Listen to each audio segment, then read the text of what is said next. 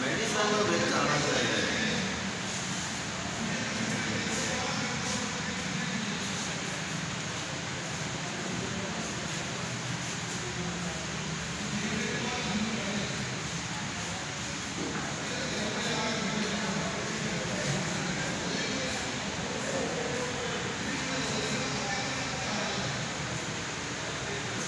media थे sir पापा जी एक मिनट इधर आ जाओ सर ए ले लेना सर मुफ्त फ्री आटा जी आटा तो आटा तो आया ना बंद करके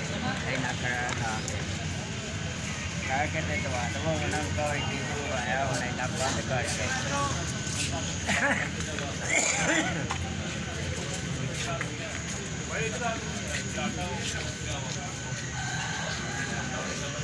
बेटा सात हो गई इधर आओ नौजवान